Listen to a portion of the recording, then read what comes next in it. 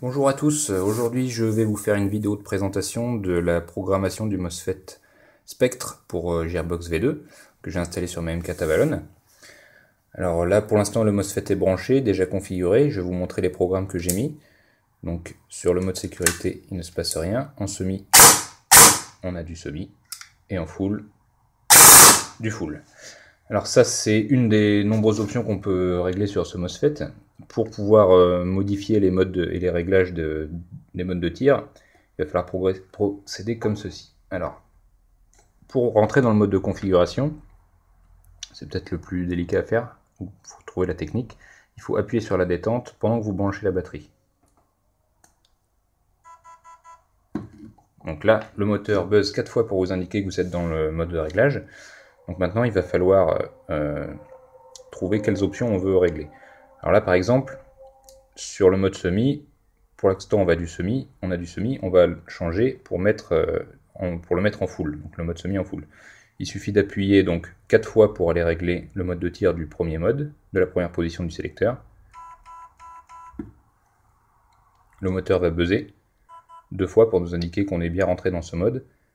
On peut ensuite régler, donc si je veux du full sur ce mode là par exemple, il faut que j'appuie 2 fois. Le moteur buzz 4 fois pour signifier qu'il a bien enregistré le réglage.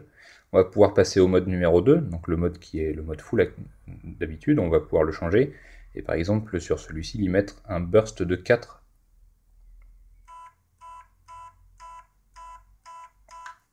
Je rentre dans le mode de configuration du mode de tir, je peux y aller, et je règle le burst de 4. Toujours les 4 buzz pour valider le réglage.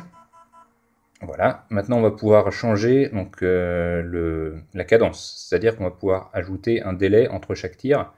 Là pour celui-ci, je vais régler 70 millisecondes entre chaque tir, donc pour le mode de burst de 4 coups. Donc il suffit de rentrer dans l'option correspondante. On attend les 2 buzz du moteur. Et là, on est parti pour les 70 millisecondes. On attend que le moteur valide. Voilà. Donc là, à partir de là, si on veut continuer à changer les réglages, changer par exemple le nombre de cellules de ma batterie LiPo pour la monitorer et éviter qu'elle se décharge trop, il y a un mode. Si on veut régler la valeur du fusible qui va permettre d'arrêter la réplique si trop de courant passe, il y a un autre mode. Nous, on va juste s'occuper des modes de tir pour le moment. Donc une fois que j'ai fini mes réglages, je peux débrancher la batterie.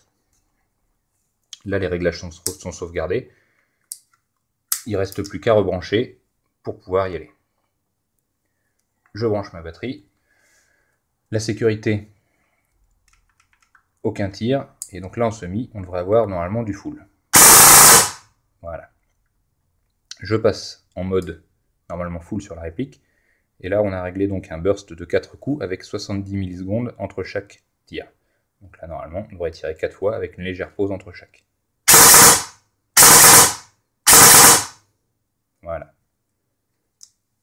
Donc ce qu'on peut régler autre comme option, il y a également un mode pré-cocking, qui peut se mettre sur chacun des modes de tir.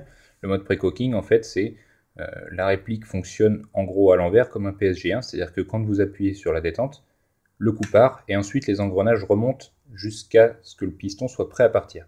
Donc ça, vous pouvez le régler, c'est un réglage en manuel, c'est-à-dire que vous allez au jugé, selon le temps d'armement de votre réplique, pouvoir régler le temps de pause, ou combien de temps le mode pré-cocking s'arrête. C'est-à-dire que vous allez pouvoir régler, en gros, la course du piston, à quel niveau le piston est dans la réplique avant de partir.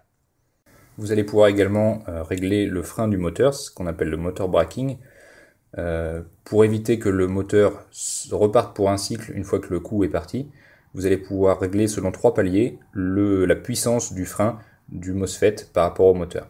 Donc si vous réglez ça, il faut surtout faire très attention. Le fait, en gros, on inverse le sens du courant dans le moteur pour le stopper net. Si on fait ça trop fort par rapport à ce qu'il y a besoin, on risque de faire chauffer le moteur pour rien et d'abîmer les charbons. Donc il y a 3 paliers. Si le premier palier suffit, on s'en tient au premier palier, on évite de passer au deuxième, ça gardera le moteur en vie plus longtemps. Ces modes de braking moteur, de fusible et de monitoring de la LiPo ou de la LiFE sont disponibles pour les 2 modes de tir, et après sur chaque tir, donc on règle soit le mode de tir, que vous soyez en semi, en burst, etc. La cadence, et enfin le mode pré-cocking, donc ça individuel pour chacune des deux positions. Je vous remercie d'avoir regardé et je vous laisse lire le reste de la review sur France Airsoft.